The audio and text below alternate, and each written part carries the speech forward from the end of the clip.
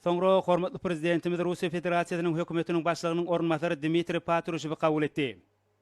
Mihman mähirli kabul edilendigi hemde halkara maslagada gatnaşmagy çakylyk üçin hoşallyk bildirip, hormatly prezidentimize hemde Türkmen halkynyň milli lideri, Türkmenistanyň halk maslagadynyň başlygy Gahrman Arkadagymyza Russiýa Federatsiýasynyň prezidenti Vladimir Putiniň mähirli salamyny ýetirdi.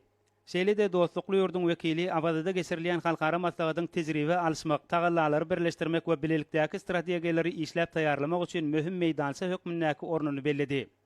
Hormatly prezidentimiz Russiýa Federatsiýasynyň hökümetiniň başlygynyň ornmasaryny mähirli mübarekläp, Birleşen Milletler Guramasynyň deňde çykargaty bolmadyk ösüp barýan döwletler boýunça 3-nji maslagadyna gatnaşýandygy üçin minnetdarlyk bildirdi. Hemde pursatdan peýdalanyp prezident Vladimir Putin'e iň gowy arzularyny beýan etdi.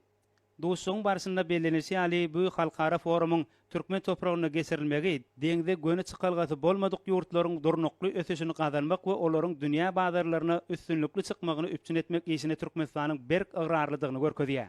Häzirki günde Türkmenistan bilen Russiýa Federatsiýasynyň arasyndaky gatnaşyklar uzak möhletliğin häsiýete eýe bolup, deň hukukluk ynanşmak we özara hormat goýmak ýörelgeleri esasynda alınıp barylýar.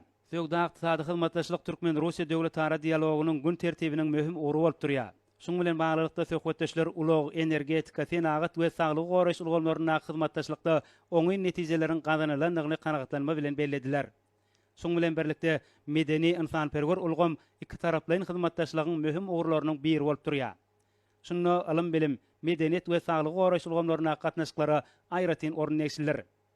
Duşuň ahyrynda hormatly prezidentimiz Türkmenistanyň Russiýa bilen köpürli hyzmatdaşlygy mundan beýlägem ilerletmegi maksat edinýändigini tatbiklap, Russiýa Federatsiýasynyň hökümetiniň başlygynyň ornmasary Dmitri Patrushew jogapkarly döwlet işinde üstünlikleri arzu etdi.